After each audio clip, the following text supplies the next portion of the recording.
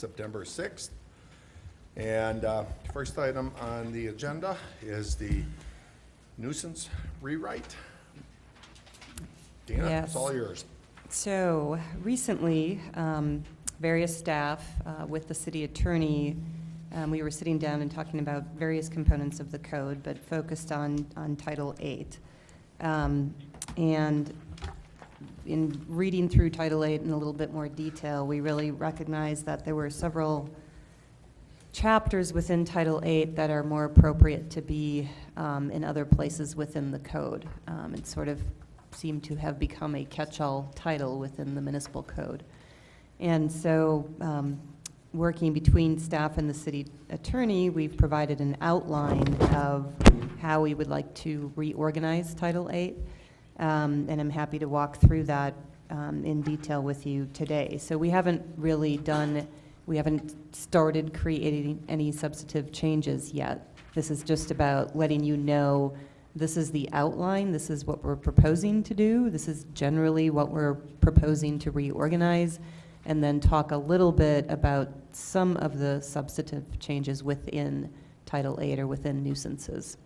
So I think the best thing to do first in terms of the reorganization is to actually just go through line item by line item, the second sheet in your packet that has the existing outline or table of contents, so to speak, of Title VIII, and walk through that line item by line item. So first, we're proposing to actually change the title or the name of this title to nuisances from health and safety. And again, this title would then focus strictly on nuisances that are not nuisances as defined by other titles within the code. So the first thing that would be added is simply an overview, a purpose and general provisions section that doesn't really exist.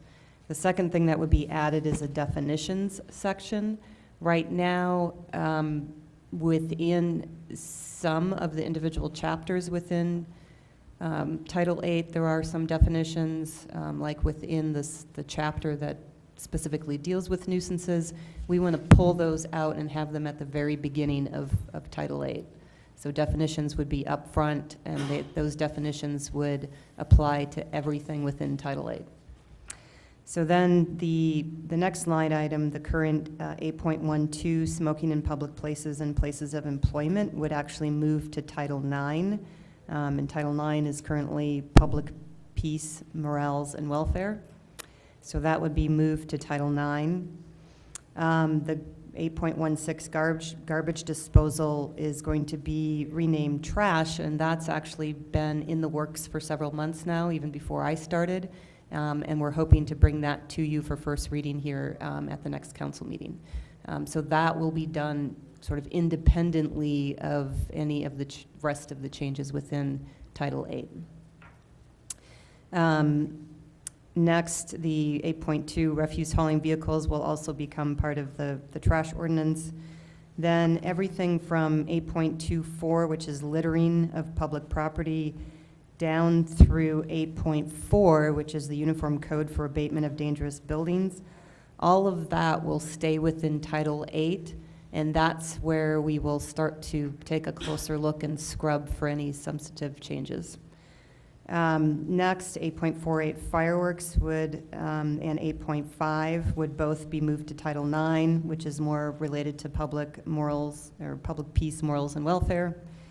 8.7 stormwater, that section actually will become its own new Title 14, and Adam was involved in those conversations, so that would become a new title within the municipal code. Title 14 doesn't exist currently. And then lastly, 8.8 floodplain management regulations would get moved to Title 15, buildings and construction, because that's more related to much of the content within that title. So that provides a broad level overview of what's being proposed to move to other titles and what would stay within Title VIII and be renamed nuisances, and would be the guts of the material that we would be working on in more detail. So what do I mean by that?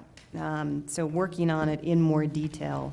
So going back to your staff report, That includes some of the examples that we put in here. First, address definitions that we feel are needed, and these are just some examples.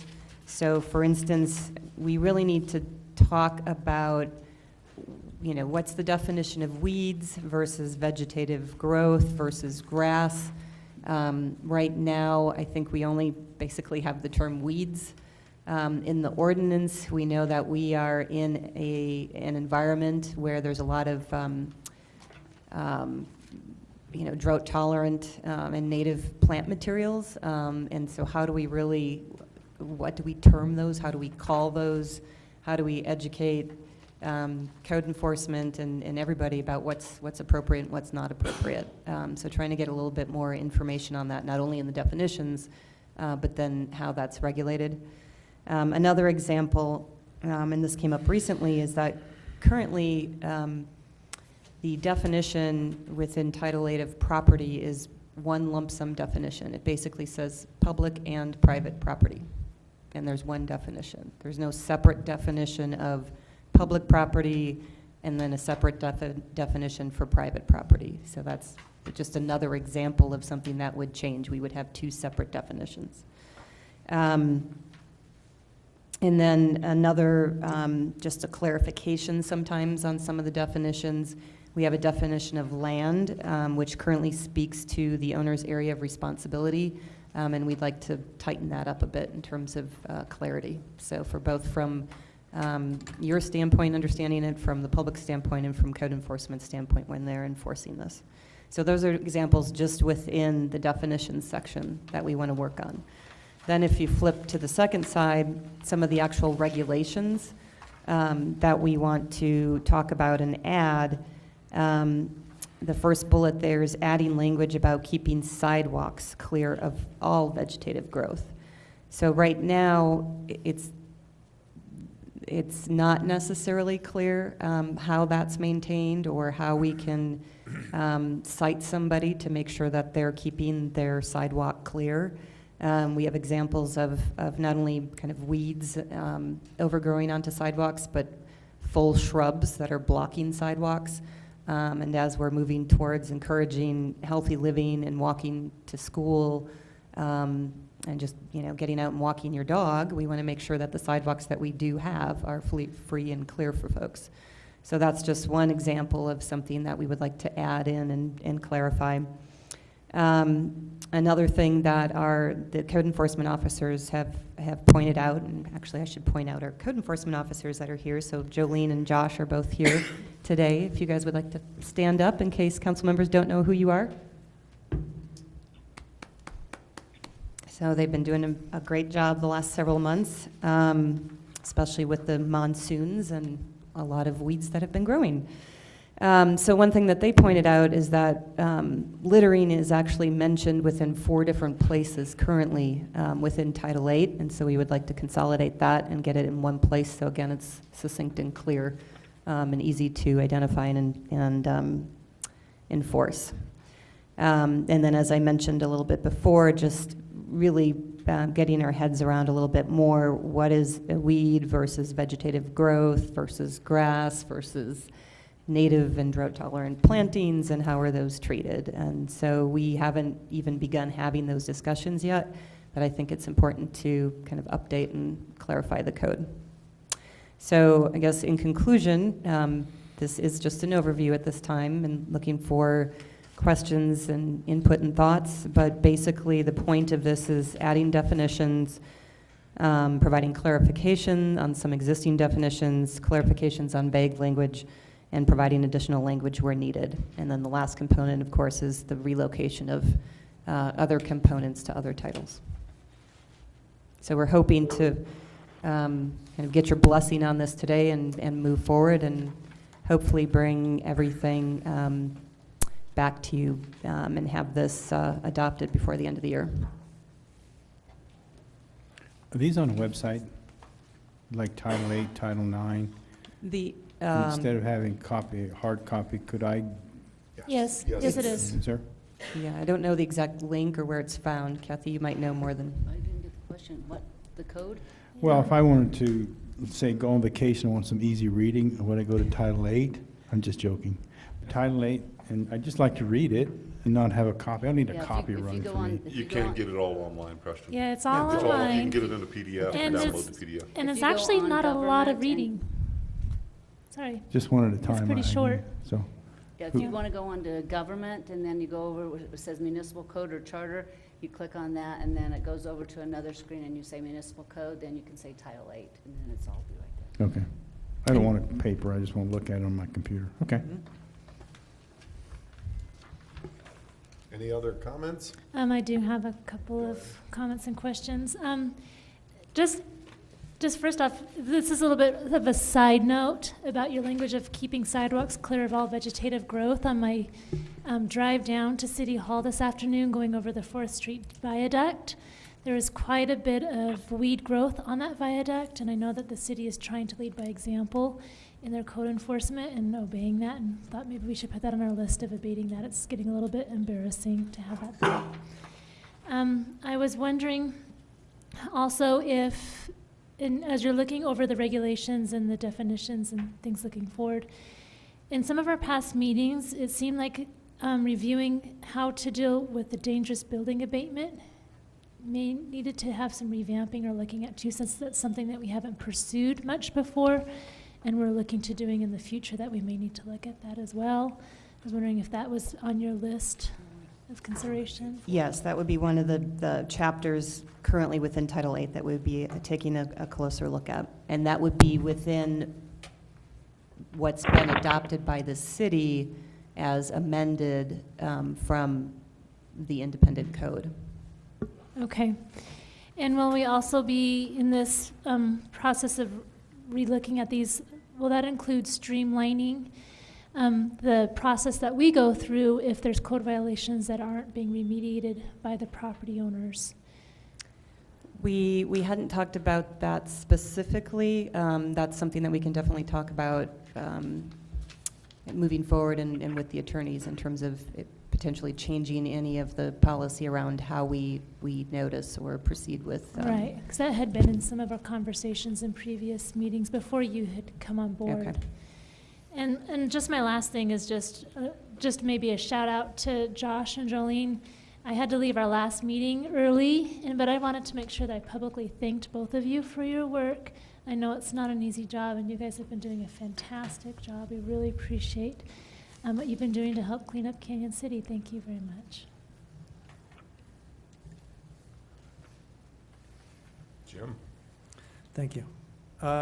First of all, you mentioned briefly that the garbage refuge hauling would be turned into trash, which you were going to bring to council on first reading. Wouldn't we take that to government, this committee first? Or would we go with first reading directly to council on the trash ordinance thing? I believe it may have come, yeah. And Yeah. gone back? 3 times. Well, whatever's council's flavor, but that seems weird to take it to council before we have a committee blessing on it. I don't know that we've ever had a committee blessing. No, I agree with you. I think that anytime we have rewrites of ordinances or regulations and sections of the code, the title set, I think it's probably prudent to review it in this less formal venue and then take it to council when we've agreed on it. Yeah, we can go back and check, but it's been here before. It's been to committee before. 2 or 3 times, Yeah, No. with some proposed changes, I thought. right. Right. Then the other issue was, you talk about language to clarify keeping alleys clear of vegetative growth. That seems real challenging in terms of clear of all vegetative growth. Would that mean like nothing in the alley? Well, that's what we will discuss. I mean, right now, there is language that basically requires property owners to maintain the property to the and I'm paraphrasing, but generally to the center line of the alley. Right. And out to the curb of the street. Right. And so that language currently exists. It would be about just trying to clarify it and button it up in terms of what exactly does that mean? You know, if there's, Like, we've had an issue recently with trees. A tree, well, that's not a weed, but it shouldn't be growing in the middle of the alley. Yeah. So I realize there's yeah. issues, So we but need a button, we just need to clarify what we mean, what we want to happen. I just in get the alley. concerned when I see this terminology of alleys clear of, that in my mind means nothing. Well, it should be clear so you can drive through it. Yeah. So Well- it may mean nothing, so we'll talk about that in the Okay. future, though, yeah. I think Dino was just trying to give an example of something that's problematic currently. right, and again, this is just examples, this is not proposed language. Okay.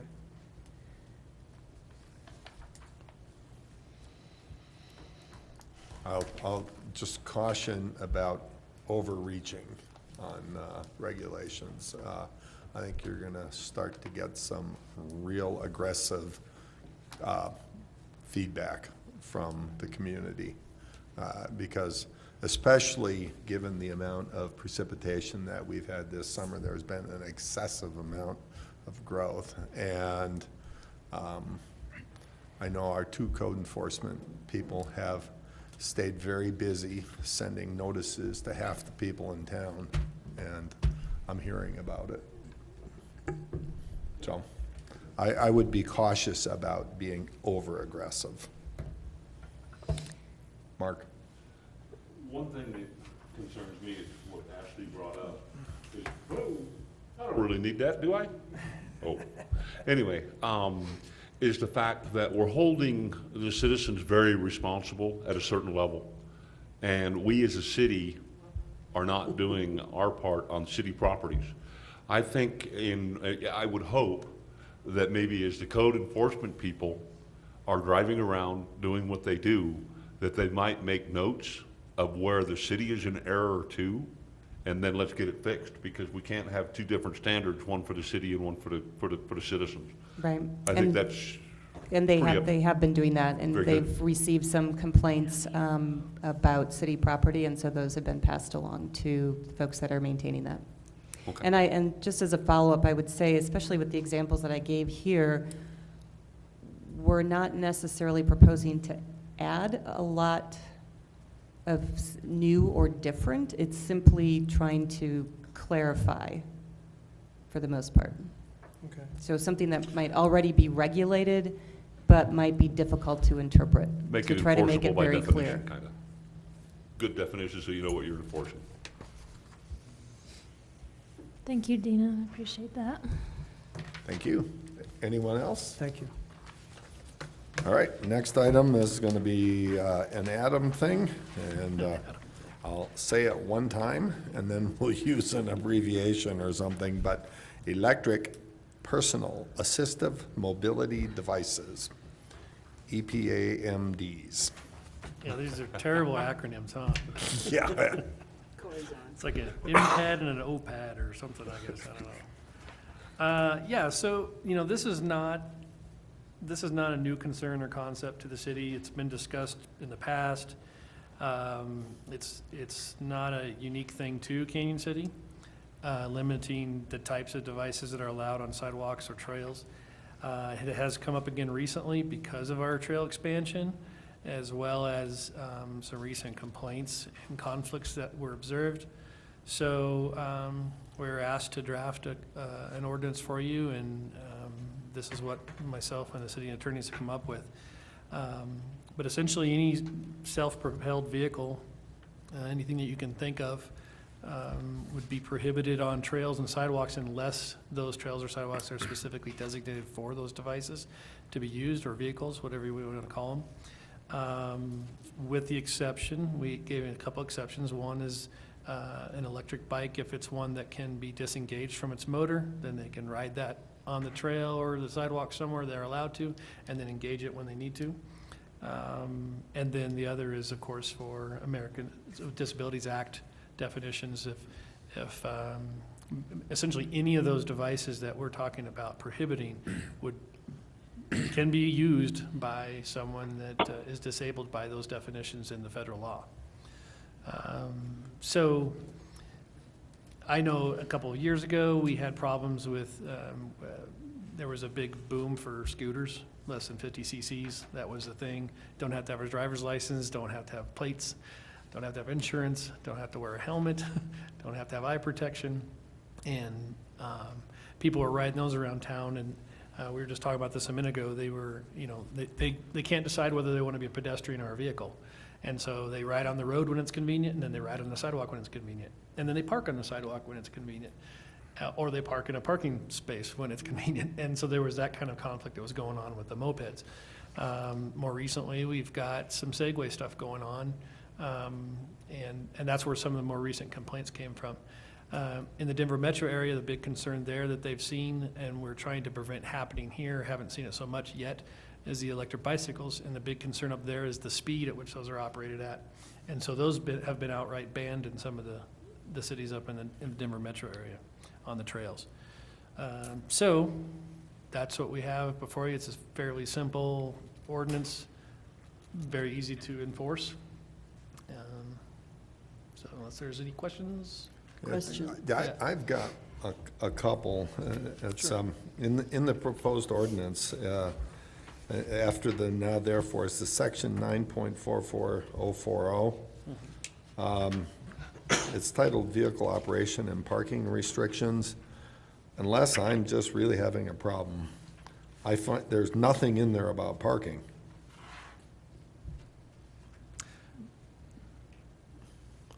That may be true.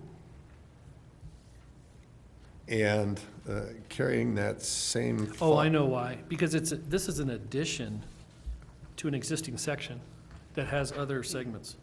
I think so. But I can clarify that with the city attorney and look at the code. Okay. But it may be because we're adding a section.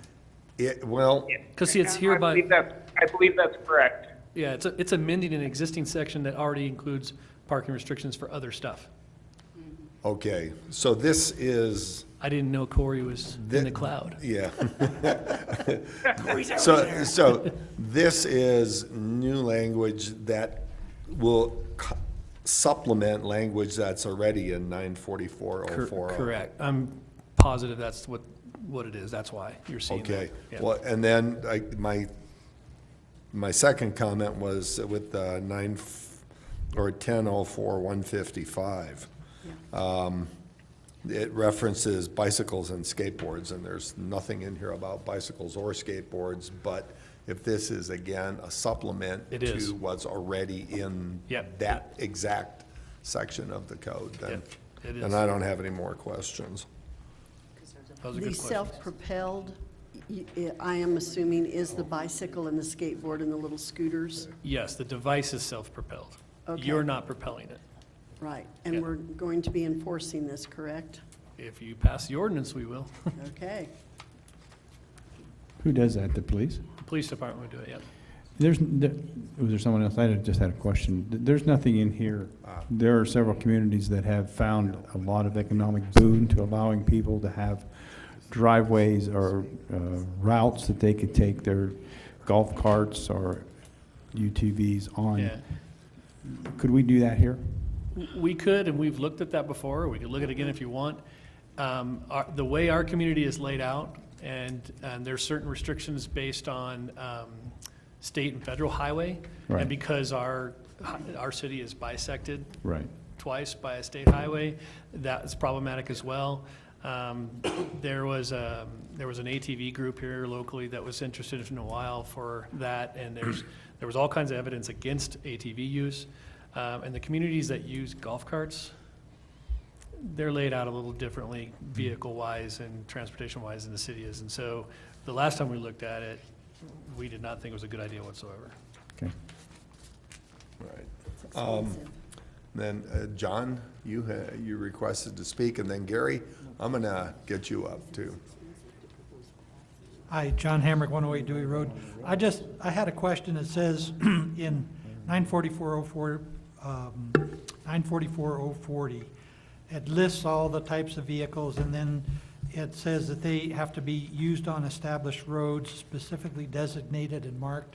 And that's in reference to city, public parks within the city. Are there any such designated areas? Currently, none.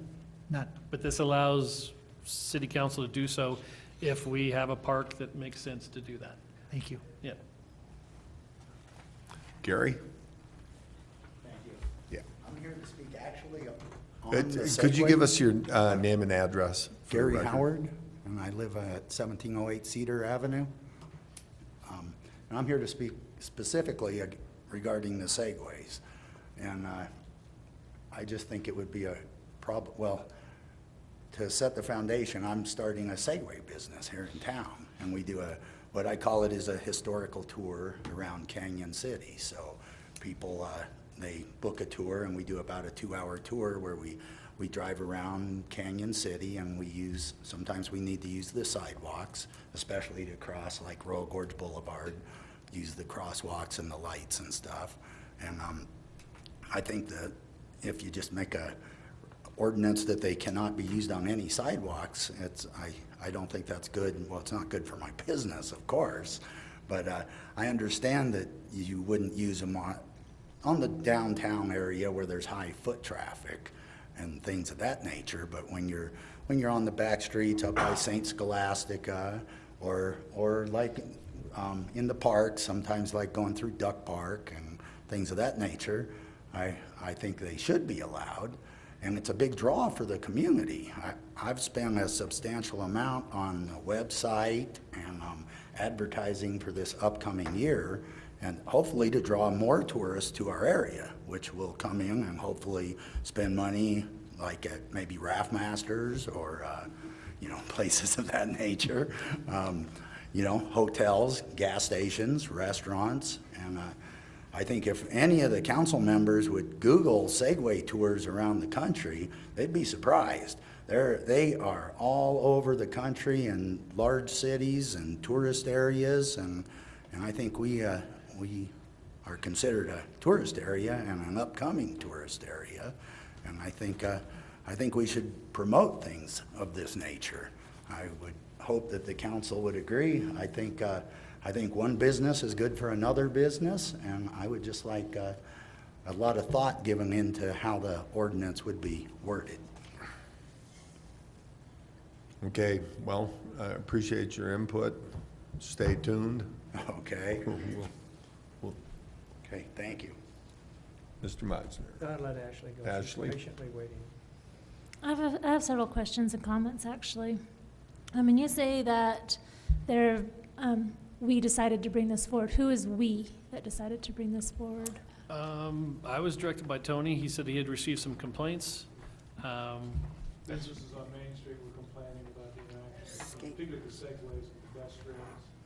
And they were concerned about accidents and liability. How Not whether we had any regulations. How many businesses? There were several. And how And many, not just the business, but the city has liability too. how many altercations have there been? Excuse me? How many altercations have there actually been, or is there just a fear of altercations? Witnessed any myself. I've had 4 at the corner of Fifth and Macon. You know, but I Skateboards and think- cars and skateboards and pedestrians, they're on the So sidewalk. One you're at a worried time, about please. skateboarders? Yeah. Okay. My concern about banning segways on side, I'm a little concerned about banning segways. And I have another question about this subject that we brought up today. Did you contact any of our Segway tourist companies about our conversation we're having today? Nope. So, I have a problem with that. As we're having this discussion, that can affect businesses in town, that we didn't have the thought to include them in this discussion that can affect potential businesses in our town. I think we've had a history as a city council of always contacting those who are involved in the policies that we're conducting. I didn't know this business existed. I knew we had one business, There's and there's with signs all down the Highway 50. one business that's been here established, we had this discussion with them a number of years ago when they first opened. They came to us, said, what are your concerns? We gave them our concerns, and I have yet to see that company operate on the sidewalk or the trails, because they specifically asked permission to use the trails, and we had turned them down at that time. So this new business I was unaware of. There I'm sorry. are already laws, no bicycles and no skateboards on the sidewalk. When So- they redid the street, they didn't put the signs back up, but the law is still there. And that's okay, and I understand that sidewalks and pedestrians and electric vehicles may not mix. I had a conversation with Gary this afternoon, I was very concerned. He did mention that the police officers had asked him to stay off the sidewalks in downtown, and he has complied with that. But they also offer, they go on the Riverwalk, they go on Skyline Drive, they do history tours around the Robeson Mansion. Eileen, that's for the Canyon City Segway tours. Eileen, they, on their website, talk about having a charming, tour to the charming downtown area. Colorado has been rated as, is the 41st state to be Segway friendly. By doing that, they no longer rate Segways as an electric bicycle, but it's in a category of its own. That's where the EPAMD comes in. But those EMPDs also include electric wheelchairs. And so I have a concern, like my 96-year-old grandfather rides in those little electric wheelchairs. It gives him freedom and mobility. Well, Does that mean he can't that'd be the go? purpose of the ADA exemption, What do you have to do to be an ADA exception? if they have a disability. And so Segways also are a way where people with minor If you have a disability, you could use a disabilities Segway, yes. can use them. You could use any of these devices if you are disabled. So I've made a lot of phone calls this afternoon to learn more about this. So as you mentioned, Denver and Boulder, they're two cities, and also Colorado Springs also offers Segway tours. They are allowed to go on sidewalks and in streets and on trails. One particular business in Colorado Springs uses the trails extensively for the Segway tours. She says that they self-impose strict rules on themselves to make sure that they are considerate to other bicyclists and pedestrians on those trails. That it is a huge tourist rage right now to go on Segway tours, and that if we limited our community to those, that we'd be considered too conservative. That these tours are expensive. That means these tourists have a lot of money to spend. The lady I talked to in Colorado Springs says wherever she travels, there's one of the first things that a lot of tourists do is they take these tours. She'll be on sidewalks in California, and the restaurants will open up their doors and say, "Welcome, Segways, come on in, drive you right through the restaurant to the back of our store and park. We're welcome here." It's a huge part of the tourism throughout the entire country. I looked at places where there was some controversy and where bans have been done, and they've been in places like San Francisco, possibilities in towns like Boston and Hawaii. Disneyland no longer has it because the crowds are too thick. I'm not so sure if we qualify for those types of crowds in Canyon City. So I'm just want to be super cautious as we go forward to this, that we are not hurting our tourist industry. I hate to see more regulation, more rules, more enforcement required, when maybe that's something that we can do with self-guided regulations and just make sure that we stay business-minded. And once again, whenever we have policies that affect businesses in town, I want them contacted and invited to participate in these discussions. I was very troubled to know that we had not done that before. I think it's because it's already on our books. It's already there. I think it's just being expanded for safety's sake. And I will just say, as a Main Street person, I was on Main Street for 7 years the first time, and then over by the ice cream store, and short period, as we all know, on 400 block. And I was told by the city when I moved here almost 18 years ago that my responsibility is the sidewalk in front of my building. If somebody gets hurt on a moped, a skateboard, a bicycle, or walking out of my business and they're hit by a bicycle, I am the one liable for it. So I don't know like I if the mentioned, calls this came- business has self-imposed a guideline for their business that they won't have segways on the sidewalks And I on downtown understand that, areas. but you've got a lot of people that aren't responsible. My concern Yeah. is as they travel, if they utilize trails and other areas or downtown tours, that they need to be able to operate a business that is friendly to our tourists and our towns. Did you turn You just yourself hit your off? button. I just turned it back on, and I think if the air brushed by, that's all it took. You know, I guess it means I need to Frank, turn it over to somebody Yeah, here, else. Frank's, I think one thing we need to look at, okay? This is Canyon City. This isn't Boulder. This isn't California. This isn't Denver. This is Canyon City. And so we need to look at whatever it is, whatever rules and regulations that we establish or try to establish fit within the procurements of Canyon City. You know, not what goes on in California, not what goes on in Boulder. I hate to be another California. I'd hate to be another Boulder. But let's look at it as it pertains to Canyon City. Grant you, there are places where they could be utilized with trails and stuff like that. But to say that let's just open up the doors for everything and everywhere is irresponsible. I agree, we need to contact the business owners, but let's also be aware of the fact that let's look at the total environment, okay? Because all these things, even though they bring tourists, even though they bring dollars, they also bring other things that don't go quite as well with regards to things that we have. So when we do this, let's do this in the sense of Little Town Canyon City, what will work in Little Town Canyon City, and forget about California, forget about Boulder, let's concentrate that. Yes, we do need to contact the business owners, but that's where it goes. It doesn't go beyond that. It doesn't go to these other places, because we're not California, we're not Boulder, we're not Denver. Well, it does do us good to find out what happens in other cities and what we can learn from those lessons.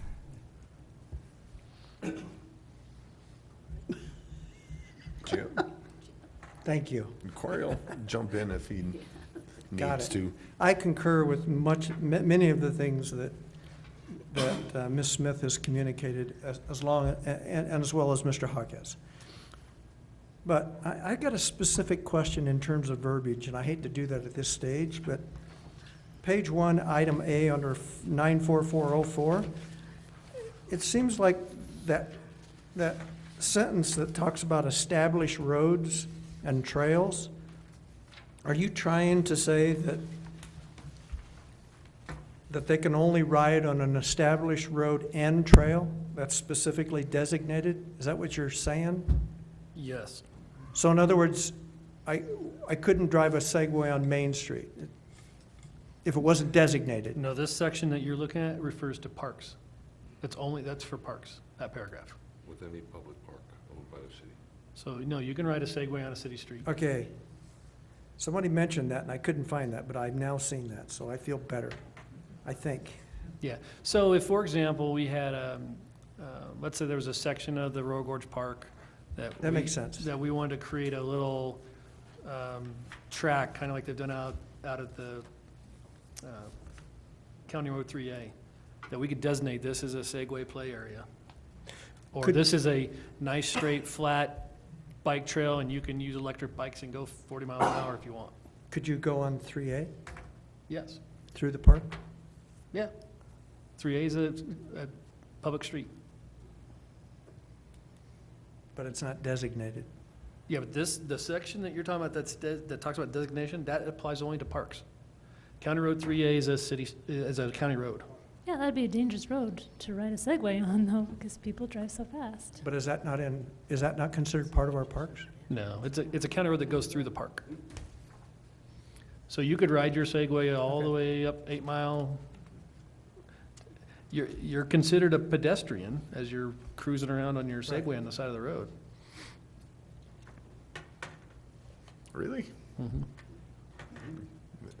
Pedestrians can't use sidewalks? Pedestrians can use sidewalks. So it's. I'm talking about when you're walking on the side of the state highway. If you're using a Segway, you can't drive your Segway down the center lane of the road like you Probably can not a healthy. bicycle. Say that again? Like a So bicycle? a bicycle, you can use a travel lane on a road. Segway is a pedestrian. Really? Segway can't cruise down the middle of the lane and hold traffic up. Like a bike? Right. What's the difference? I mean, we're somewhat off subject, but Bicycles, by state statute, they're specifically discussed and talked about in the traffic code as vehicles.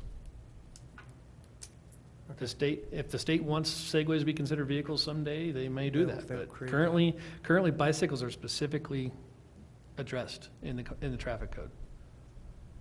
Even though they don't follow traffic laws. Which means they have no entitlement to the highway, Correct. technically. Correct. I just want to reiterate what Ms. Smith said, that we need to get those businesses involved, not only now, but in the future. We just need to find a balance with what works in Canyon City, and I'm not in favor of a complete banning of that. There's got to be a balance there somewhere where we're not running over people on Main Street, but at the same point in time, providing an opportunity for tours. And I'm not sure what that balance is, but I'm sure there's one out there. Yeah, let me say two things addressing that. One, this only bans it where it's not allowed. So if you don't want to ban things until you've figured out where you want to allow them, fine, figure out where you want to allow them, because then we can put that in here, or you can designate how that happens. So this doesn't, if you pass this, it doesn't mean you can't say such and such sidewalk between A and B, you can ride a Segway. It allows that, okay? The other thing to think about is, as we're talking about businesses using public infrastructure to make money, there may be a need for different types of agreements and insurance limitations and all those sorts of things. You know, we have a license agreement for a Jeep Tours currently right now to use city property. You know, that's up to council to decide how they want to treat those businesses, but you know, many businesses, they pay taxes on their brick and mortar place that they make their money on. And if we're allowing companies to make money off of public trails, that public money is built, you might want to think about that. But we don't charge a fee for the Jeep tours, do we? We don't currently, but that's That- one that- reason that- there's an agreement, is there's Right, there's an agreement, but there's no fee attached to that. not currently, no. No, But if you had a should we- competitor Right. at some point, You're absolutely right. there may be an issue. Yeah, it's a good point. Can I recommend that we form a committee to further look into this that includes businesses, business owners, and residents and tourist industry, that we can maybe come up with a reasonable compromise on this issue? Yeah, I would say that if you want to do this, but want to designate certain areas for use, then yeah, that we need to get people involved to tell us where those places are. I would think that it might be easier to identify the areas where it might be a hazard to the public safety and prohibit the use rather than to designate where there's an allowed use. Does I that make a agree. little more sense? I'm not sure. Well, if you just, yeah, because if you just do allowed use, that's very limited scope. Right, like, okay, and I'm just throwing something out, not having thought about it, but like, okay, Main Street. Not allowed to be on the sidewalks, folks, there's too many people. But if they're down the right side behind the car, granted, they're probably gonna get backed into. Like I said, it's not well thought out, but I think it's probably just a good idea, like I said, to prohibit areas that we have recognized a problem or a very serious potential problem, because that's gonna be for the betterment of everybody that drives one of those things. And it's gonna be good for, you know, for the citizens. Look at that. What about trails? That's a bigger issue from our perspective. You take the Arkansas River Trail. Let me ask a question. Joggers, bicyclists, walkers, baby strollers. Well, tours, much congestion tours are is not, they there? don't let people just go crazy wild on the river trail. It's closely regulated, guided, trained. No, this isn't talking about, we're not talking about businesses. I can buy my own Segway and use it. Yeah, and if you So we have- gotta focus on its use, not just I businesses. spend a lot of time on the river walk, and I have never confronted a Segway. How about a bear? Yes, I have confronted a bear. Yeah, the trail thing, Well, I think what we're gonna need to do is have some more discussion on this. I like Ashley's idea of getting a committee together. I don't think it needs to be a really big committee, but a couple people from council, I think the two businesses that are involved probably, certainly should be on that committee, and a couple of citizens. I mean, personally, I think bicycles are capable of going a heck of a lot faster than Segways in general.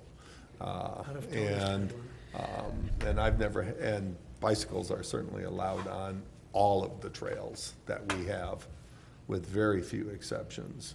And I mean, that's, And for the electric bicycles, hey, standard rule, not over whatever a normal bicycle runs as far as speed.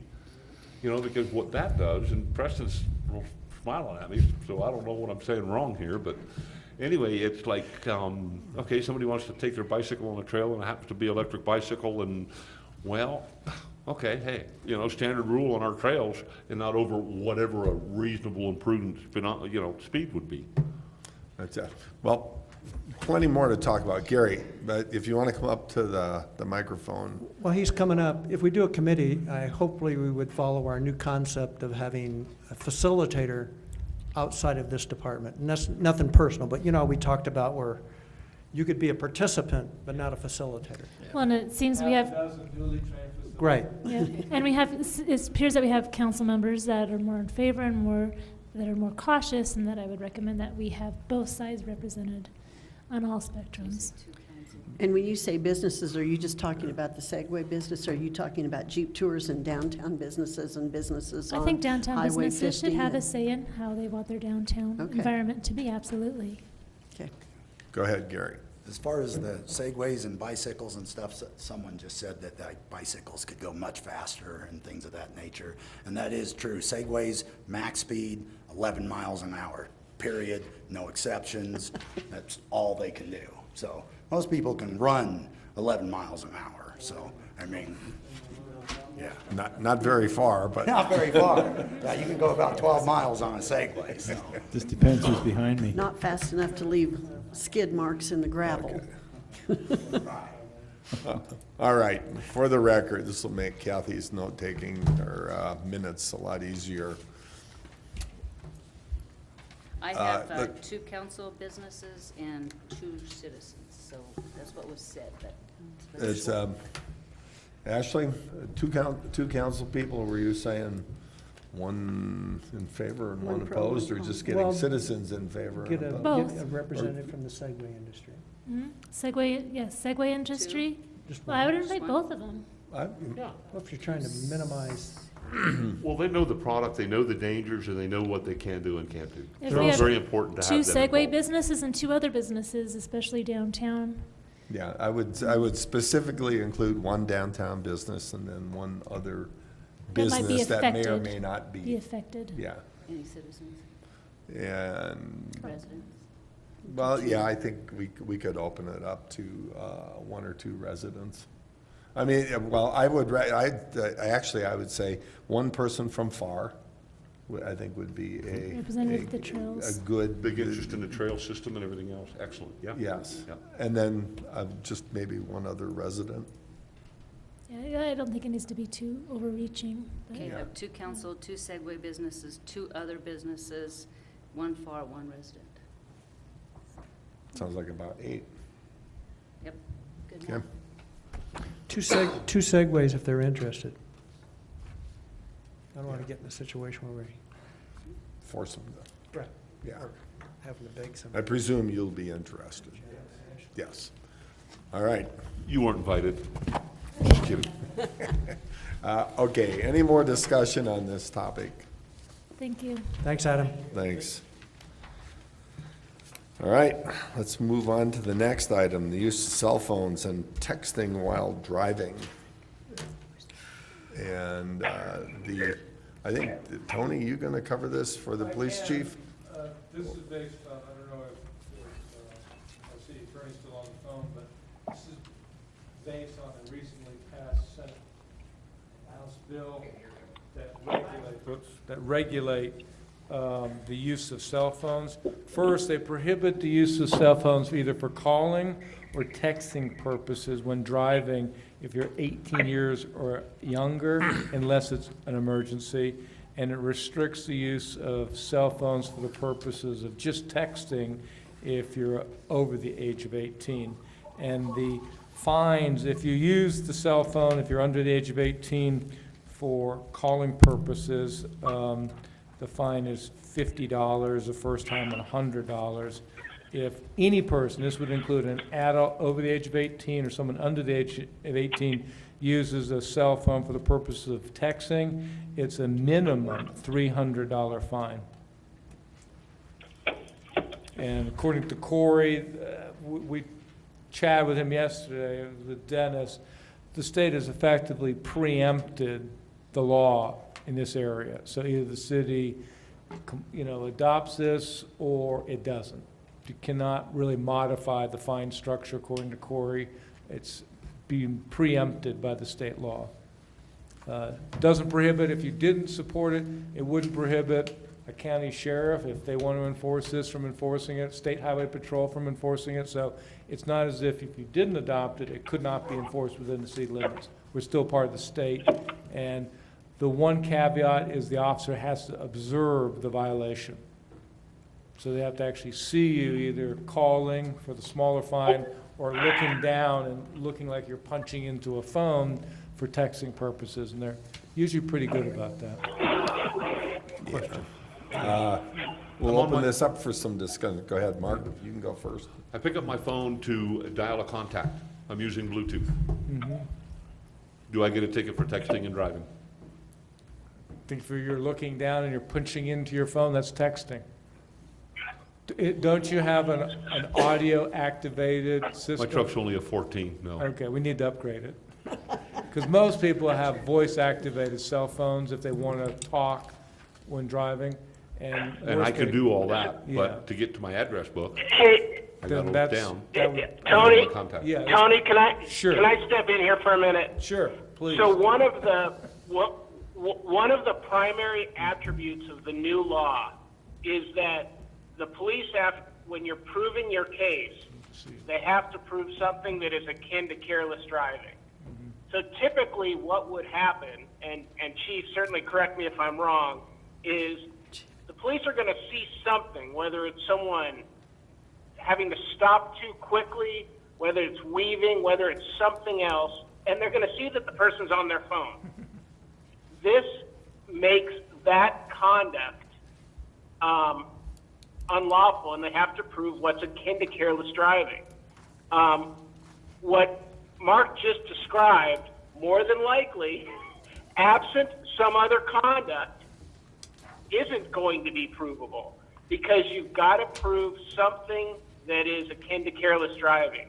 And that was part of the quid pro quo with the new legislation, is that it was so hard to prove whether you were inputting data into a phone that it's really the combination of and careless driving at the same time. So if I was looking in Does that my make sense? contact book and swerved lanes, then that would get me a ticket, which is justifiable.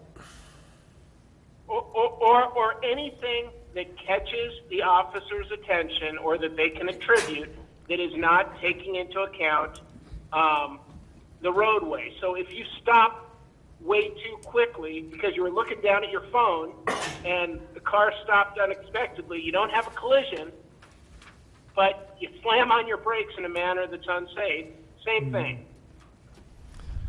See, I have a real problem with this whole ordinance. It's, because it's based on the officer observing something. That becomes his word against your word. And, you might sneeze and swerve. I mean, there's a lot of different reasons why you might do something, and not necessarily careless. But like I said, it's always going to come down to your word against the officer's word, unless there's an accident involved. And the other thing is, I think these fines are punitive. I think they just go beyond. The whole point, I think, of this is education, and the education is don't text and drive. Don't talk on the phone and drive. It's distracting. But and especially the fines with the kid, I expect that it's going to be the younger people that are going to primarily suffer the consequences of this. This is expensive, and just based on, I have a lot of kids, high school kids that work for me, and you're talking about a week's worth of pay for these fines. I just think it's excessively punitive, and it's already a Colorado law, and I'll vote against adopting this at all. It's already a state law, so leave it at that. But our city police couldn't enforce it, is that correct? I mean, technically, It's a I think state they law. could, but I don't think we would enforce unless you wanted to adopt this ordinance. We'll leave it up to the other law enforcement agencies to enforce Well, this I particular. have a question, because in Police Chief Harvey's memo, he says that this ordinance revision will allow the municipal court to address these violations instead of referring them into county. county court. So it sounds to me like they already are being written, but they're being referred to county No. court instead of We municipal. really haven't written that many, to be honest with you. We think it's a problem. Distracted driving in general is a huge problem, and it cuts across all age levels. It's not unique just to teenagers, it cuts across all. We saw And I a lot think of fender benders, a lot of distracted, reckless driving, and most of it, the officers believe, is related to people being distracted, particularly by texting. Certainly calling is a distraction, but texting particularly, because they're taking their eyes off the road. Unless you can type blindfolded, I mean, you're taking your eyes off the road. Hey, you know what, but so's turning your radio on in your car, so's changing stations, so's eating a sandwich, so's, there's a million other things that, Yeah, but didn't you, I mean, I think every single day, if I'm at a stoplight, I see kids going like this. It's like they're checking their Facebook feed during the red light.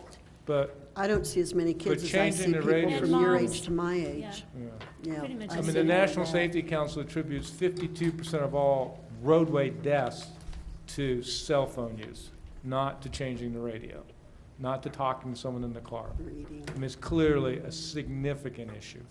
He has a transistor And radio. that's where the teenagers and texting, it's not about, oh, that's too bad, that's terrible to take your week's pay. It's that you might be saving somebody's life. Yeah. 52% chance that you're saving Yeah, somebody's life. it's- If you've ever been Um, beside one, even out here on 50, it's, you don't want to honk and wake them up because they'll swerve one way or the other. So you're just stuck behind them doing 25 in a 45. Well, and it's to clarify that there's no prohibition against Yeah. cell phone use while driving unless you're under 18, but all drivers are prohibited from Texting over. texting 18 under and the over state law texting, that's already yeah. been passed. Well, the other thing I think, and I've tried to get this clarified, this would include sitting at a stoplight. But then if you're sitting at a stoplight, how are you being reckless? Yeah. You have to prove that, as Corey indicated, not only were you distracted, but you were reckless. You were weaving, cutting over a lane. Careless, not cutting careless, someone off. not reckless. Reckless. Careless. Careless. Big difference. which is, well, unless I'm wrong, careless But if is you're at a a dead stop, substan, I don't know how you can be careless. careless is a lesser standard than Yes. reckless. Yes, Yes. yes. Yeah. Mayor, I'm curious what your thoughts are. He texts. You know, I wouldn't be interested in it this time. I really don't. I know I take the 52%, I got that. I doubt that number, frankly, and I just don't think that we have enough things for our officers to do. I think this opens up Pandora's box of a lot of other things. I think there's other things we could pursue. My understanding is the main difference is which court they go to. This isn't gonna change enforcement. It's just what court And you it don't goes get to. any points against your license supposedly. No. But it's a matter of whether it goes to district court or municipal court. Yeah, and that's why I wish that. It's friendlier for your citizens to go to municipal court. That's why I'm wondering. There's no discretion here. It's all mandatory minimum Yeah. fines. So there's no discretion. Well, I understand that, it's just, it's an easier court to attend, I Now it think. goes to county. It's not easier to pay the fine. Yeah. Well, I'm not. Like, I think we need to have a representative, either Police Chief Harvey here or someone from the police department to clarify. Because I'm with Adam, my interpretation was these can already be written and enforced. It's just a matter of whether it goes to county court or municipal court. And why does it need to That's go to municipal? true, but we're So also let going me, to take let our me, lead let me, from the oh, council. let me answer the question. I think I can clarify. Mm-hmm. State law has already been adopted Yes. that includes the language in this ordinance. What that means is that currently, whether it is the sheriff or CSP or Canyon City Police Department, it is in the state's traffic code, so it can currently be written in state court. If the model traffic code provision is adopted, it is the exact same violation, the exact same standard of proof, but it is written into the municipal court. That's the only difference. The reason that you can't deviate is because the state has taken the position on various traffic infractions, this being one of many, photo radar, the operation of bicycles on the roadway, and many others, that it's a matter of statewide concern. So if you do nothing, there is the state traffic code, and anyone can write it into state court. The only change is this could be written into municipal court by your police department. So Corey, what's the advantage of having it go to municipal court rather than to state court? From our perspective, it's a question of your My, prioritization. I always believe that you want to have your code be complete. There are certain types of offenses you cannot write into municipal court. You can't write, driving while your license is suspended based on a DUI. There's certain things that our police are trained they have to write into state court. But absent that, the goal is, in my opinion, to have a comprehensive traffic code that has all of the power authorized to be given to a municipality exercised by the municipality. So the police have a ticket book. They know they get to write into municipal court unless it's within one of the things they know they can't. And this would be adding it to the exception as opposed to the rule. Corey, let me ask you a question. In municipal court, and on some other things, so like for instance, if you get a ticket and you're into municipal court, the judge has a lot of leniency with regards to what he does with regards to fines, penalties, and all that other stuff. Would he still have that same option if we adopted this where they could write it into municipal court? Unfortunately not, and this is exactly the same lack of discretion the municipal judge has currently for no proof of insurance. It is the same thing. There's a mandatory minimum for no proof of insurance as well.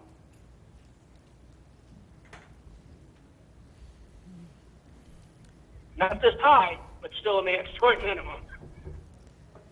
Yeah, I think from the chief's perspective and talking with him, our interest was to determine whether you perceive this as a policy priority. If you do, then we believe it should be in municipal court and we'll enforce it. If you don't, we'll let the other law enforcement agencies enforce this. We got plenty of other things to do, but we want to get a sense from you. Is this a policy priority? Well, I feel like I need to get a sense from them. Do they feel like it needs to be a policy priority? And if so, why aren't they here today? Well, Like in our world of Canyon City, yeah. like in our world of Canyon City, how many of our accidents in Canyon City are involved, are created because of texting and driving? Because it's obviously, I would bet in Canyon City, it's not even close to 52%. Bottom paragraph, currently Canyon City Police Department does not have accurate statistics to evaluate the impact of cell phone use while driving. However, in reviewing top traffic crash locations within the city, a commonly cited cause is following too close, which is another thing for distracted, if not road raged. Yeah, it's not exactly That's called evidence-based. tailgating. Yeah, Everyone the does chief that. definitely believes there's a causal relationship between not just Canyon City, but universally, the use of cell phones and texting and car accidents, you know. But we leave it to you to tell us how important this subject is as to whether you want us to enforce it and have it adjudicated in municipal court, or rely on the existing law which allows this to be adjudicated in state court by other law enforcement agencies. I guess where I get confused is you saying that if we don't adopt this, we're not going to enforce it. We're not saying it's a question of priority. We got, just like the marijuana issue federally, technically it's illegal. The federal government has instructed the Department of Justice, at least up until recently, it's a low, low priority. So therefore, there are virtually no arrests unless you're caught with 10 pounds of marijuana in your car, you walk off scot-free. So it's a question of giving us direction as to how important is this to you. If it's important, we're going to enforce it. If it's a low priority, it's not that it won't be enforced, but it's not going to be a high enforcement priority for our police department. I get confused with that statement, that if we have an ordinance, we're saying we want it enforced, but only because it's an ordinance, but if we don't have the ordinance, the law is still there. Why wouldn't we enforce it either way? I'm confused. But the only difference, if I understand it, is if we pass this ordinance, it now allows the citation to be written into municipal court. I agree. If we don't pass it, then even if our law enforcement officers enforce it, it's gonna go into county court. So I understand that's that. the only thing there. Well, the reason we wouldn't. That's correct. Enforce it to the degree that you perhaps like, is if the council, if the majority of the council believes, for example, $300 is just too stiff a penalty, we're not gonna go out and write a bunch of $300 tickets on a regular But it's basis. still the law. Why wouldn't you enforce it? There's lots of laws, but There's- we have to prioritize, and we're no different than any other police agency, any district attorney's office. We just don't enforce everything. We have to be selective and be cognizant of the resources we have. So the question is this a priority to us and our community? And do we want it to go to municipal court? It's hard for me to make that decision without a single police officer here to talk to us. Yeah, well, And then you talk about resources, and it's like, okay, well, we're gonna do this, we gotta hire somebody else. We're No, walking you have in other circles. agencies here that were more than willing to enforce this. And I'll tell you, I'm gonna say, I see a little Yeah. bit of a public perception problem here too, because when we say this gets written into municipal court, that makes it money-generating activity. I realize that. For the ki- And for that's not the canyons, intent. for This the- is about saving lives. Well, I understand This is that. about being responsible driving, especially for 18 and younger. Do have a concern for that. Yeah. Being a mother of teenagers, I have a grave It's, concern for that. it's intended to create a chilling effect. The law exists, the citations can still be issued, and the question is, who gets the money? That's the answer. That's all we're doing. The question is, who gets the money? And then you're telling me the difference is whether we're gonna enforce or not. Not No, the Yeah, you are. priority of You just said it. enforcement. The operative word is priority. If you want to adopt this, then that tells us this is a priority of yours. If you don't want to adopt it, it's not a priority. I don't Can buy it be enforced? Absolutely. Are we routinely going to enforce it? Probably not. If you think the monetary amount is just too steep for Canyon City, we have to respect that. Well, the difference, there is no difference in the fine, is there, between our amount and the state amount? No. No. no. No. And there But can't there'll be a be. big difference if we're out there every day hammering away versus CHP or the sheriff's office. We're on our city streets every minute of the day. They're not. And if you're not gonna enforce that law, I think you're not doing your job. It's not, again, I So you're saying don't that want to you're in make it, support? we're not saying not enforce, we're saying, what is the priority? What's the difference? A Well, big difference. Here, Yeah, let it's let We me got point out, hundreds of laws we could enforce. the speed limit through town is 30 miles an hour. Yeah. If we enforced that law, Literally. there wouldn't be a single person in this town that Without doesn't a every ticket. day get a speeding ticket. Exactly, exactly. Pretty much. So there's lots of laws we don't enforce, and that's the most Okay. obvious one. My thinking actually is if, I think you let it becomes a big deal if it goes to state or district court, let them enforce it. And then our officers, I believe, would be laid back, not laid back, but it would be put to where it would be, have to be really egregious Yeah. to where they would extremely like, wow, we're gonna pull this guy over and give him a ticket. This I is a think clear the other violation. kind Boom. is that maybe they pull over and say, give him a warning. But I'm telling you, if I gotta go to district court instead of municipal court, it's a big deal. Yeah. And that makes it a big deal. And if our officers were to see it to me, and it's especially egregious where it's like, wow, that guy needs a ticket, they're gonna give him a ticket. And I think that it's a power think that's thing, probably it's how it ought to be. extraordinarily important. We're gonna enforce it. Clear Obviously. violation.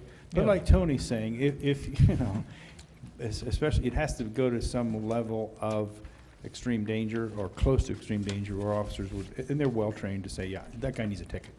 It's like going down Highway 50 at 45. The guy probably needs a ticket. Not me necessarily, but the guy, no, I'm just kidding. But you see, it's at that level, and especially if I'm going to district court, big deal.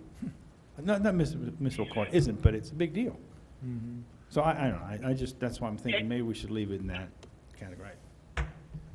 It's, here, And if I could just, I guess I have a little bit of a different perspective just from having watched this go through the legislature. And that is that I do think the legislature changed the rules purposely so that the police were not just ticketing texting, because for two reasons. Number one, it was incredibly difficult to prove because you would have to essentially subpoena the phone to try to figure out if they were contemporaneously doing something on the phone. And so this is geared more towards the conduct. So whether it's a priority or not, the issue is, was there some careless driving conduct that is caused by or linked with using your phone? That's what the new violation is. That's why the fine is higher, is because it's a higher burden of proof. You have to prove careless. But if you are careless, the thought is you're doing exactly what you shouldn't be doing, which is not just texting, but texting in a distracted manner.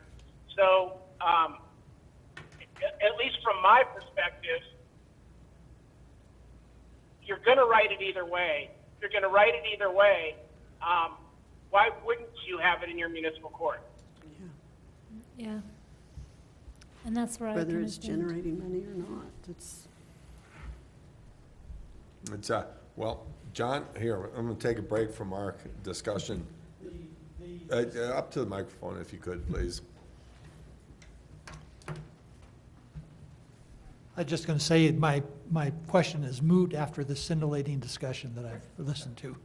Oh, okay, thanks. Scintillating, all right.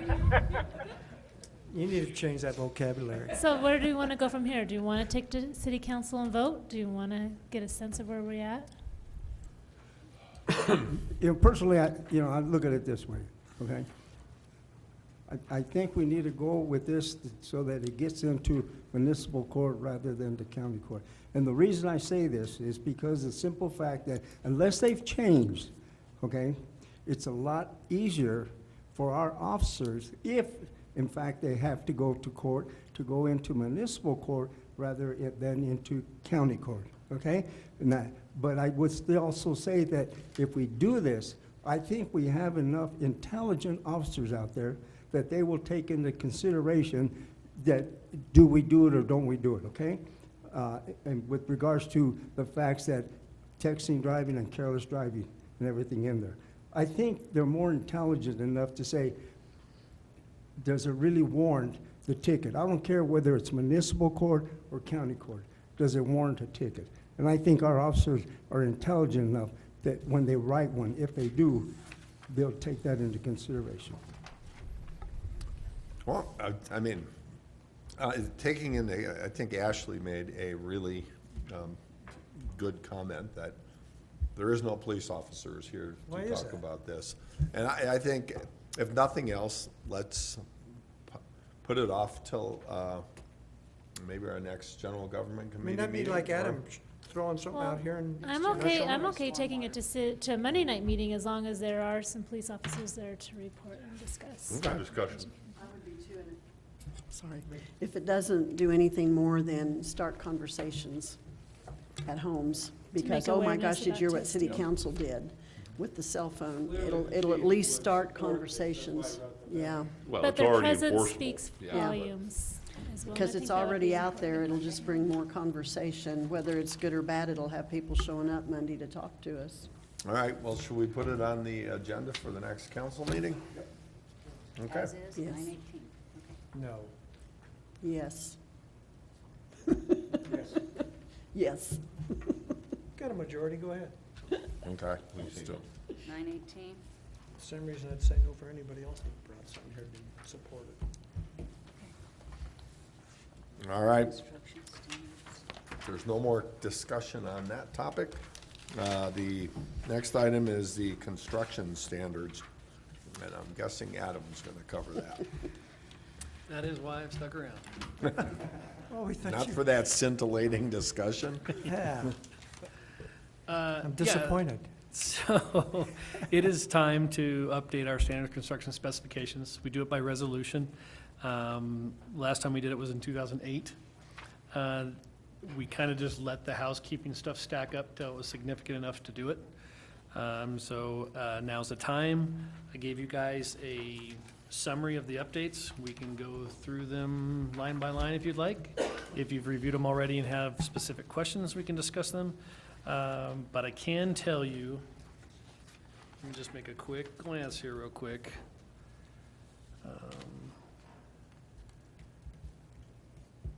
The only thing that I know of that is new and not currently in practice, or something that we've been planning on doing for some time now, or has not already been changed by some other resolution or ordinance, is the issue with placement of portalets. They're required under the current specifications to supply sanitary facilities. But we thought we'd be best maybe if those aren't always placed right next to the road or the sidewalk. So if it's practical, we'd like them to place them outside of the right of way, or screen them, or put them in a more. And the question I had with that was, it Yes. said practical, when practical to screen, wherever that's at. Right. What page are you on? Yeah, it's, He's not. I thought it was in the front. yeah, it's under the execution, 1700 execution requirements. That's, yeah. There you go. 17. In other words, it's an encouragement. It's not necessarily a requirement. And we've been, last couple of months, there was a couple instances where we came across that. We asked them to move it. They were like, sure. They complied. It was no big deal. I think most of them understand that it's not about making the neighbors upset. So I'm curious, Adam, it says that a full copy of the changes and final documents in the city clerk's office. How big is that document? And how many changes were made in that document? I didn't tally them, but, I mean, you can look at it. It's, All I of mean, these though, right? every section, for example, has a reference to CDOT specifications, so, yeah, I mean, it's not every page, but it's a lot, and it's usually just a reference change to a specification date. The bulk of the actual language that's changed has to do with the water department specifications on their materials that have changed in the industry. So you see that on page 2. If you were to look at the document, that would be where the most red lines you would see. You know, the type of brass fittings that they use now, and hydrant specifications, because they added some different manufacturers and those sorts of things. But when it says change reference, I mean, that's a one sentence or a date change. Almost all these things are currently being used. You're just mostly updating, and the only change, Yeah, like, so we They're already- had a reference to an ACI concrete standard or something like that, or a state highway or an ASHTO standard. It was just outdated date, so now we change it. so contractors that currently do stuff in a right-of-way or for water department wouldn't faint when they just- Yeah, yeah. They're So, doing it now. you know, one of the things that was causing us a lot of administrative grief was CDOT has updated their specifications a couple times since we've done ours. Well, when we get a state grant and reference our standard specs, they get all bent out of shape because it has the wrong number. It says 2005 instead of 2017. So then we go through about a month of back and forth of why it's that way and why we, you know. So it's just a housekeeping thing. It goes two ways. It goes from what the city does to interfacing with CDOT as well. Right. So I just had some questions, and I didn't know. What is SDRF in? That's our street damage restoration fee. Okay. So that was the ordinance you passed at the end of last year. And So it's- again, it's referenced in our specs, so Right. the spec is out of date. The law is there, but the law that's referenced in the specifications not Got up to date. Riprap materials, riprap, big rocks. Big rocks. Thank you. I had updated geotextile fabric. I think I have a swimming suit made of that, don't I? Or- Yeah, so I mean, probably the simplest thing you can think of is like a landscape fabric that goes under landscape rock. Oh, okay. We use a heavier fabric for stabilization under pavement. The fabric that we use now is very hard to get. It's, unless you order truckloads of it. So we had to add some additional language there to get an or equal, Okay. because we've been making exceptions on the last couple of projects that we've had. And there was one other curious one, ProWag. That in, is- oh my cast in goodness. place concrete, updated ASTM and ADA, including Yeah, ProWag. I could guess at what the acronym means, but it's basically the ADA standards for public right-of-way. I think it's public right-of-way accessibility guidelines. Close enough, thank you. Yeah. Okay. But there's nothing here that, essentially, this is all stuff that was pieces out there. You're trying to put them all together, clarify it, so not only when we interface with the contractors, but we also interface a lot with CDOT. We know what we're talking about. Right, Okay. right. Like I said, the only one that is completely different and unique is the portalet placement. And we're just that's- asking them not to, put them in a spot that's a little more Yeah, inconspicuous. and that has a, when possible. Right, yep. Okay. Is everyone okay with putting this on the consent agenda for September 18th? I know, I may or may not have a child that would be disappointed that he could no longer, in the night, put up signs on construction portalets that say, "No dumping allowed." Well, he still can. He might have to walk a little further to do it. So that's, Okay. That's, all right. So, are there any other, or council and staff updates? Tony, you have anything? the only thing I might add, and I'm sorry, I was remiss last night. I should have mentioned when we were given an update on the road stuff, I should have talked about what we're doing with our maintenance as well. I mean, that was one of the things that was really important, was that we maintained that $400,000 worth of maintenance, and I should have brought that up. But our contractor A1 has been doing the crack sealing this past month, and they're finished with that, and they'll start chip seal pretty soon. So that is something we want to get out there to the public as well, that we're doing as promised for that, with that money as well. That's a group of people that are going on with, and they're like putting tar in the cracks and everything, and then they'll come Yep. back over and seal it. Sealing up the pavement before it gets wet. Yep. Yeah. We were on the radio this morning, Ashley and I and Ryan, that we had a call about when is Yale going to be done, and I said about a week or so. Was that fair? Yeah, you're going to look like a hero, hopefully, unless it rains. Good. Or we get another water leak. Well, that's what I said. It's planned to be paved through the weekend. And I So- think they understood that. We Yeah. can do what we can do, but with the rains and I told them about the water line break, and I Yeah. think it was acceptable. Yeah. So, okay. They're working really hard. Plan right now is to pave through the weekend on it. I will take the hero label though, in case it. All right. And if it doesn't happen, then Hey. you're on your own. Okay. That'll be the first time Adam, this thank year you for us your- to. Thank you for your work on the streets, and it was a compliment to you that Kiewit gave, and we appreciate that you're holding him to the line, and that it is a good working relationship. Thank you. And thank you for bringing up the fact that we are still doing our $400,000 worth of annual maintenance on Yes. our roads that are in good condition, And and it- that we want to keep them that way. And it's not coming out of the 1% sales It tax. is- That's right. It's it coming is out of the general not, it's funds. coming out of the general fund. It's nothing to do with the 2A money. Tony and I had a conversation last week, 2 weeks ago, and we've essentially used up the allocated monies that was for street maintenance. So we're not having any of that not utilized. Got it. Excellent. All right. Nothing else? We're done.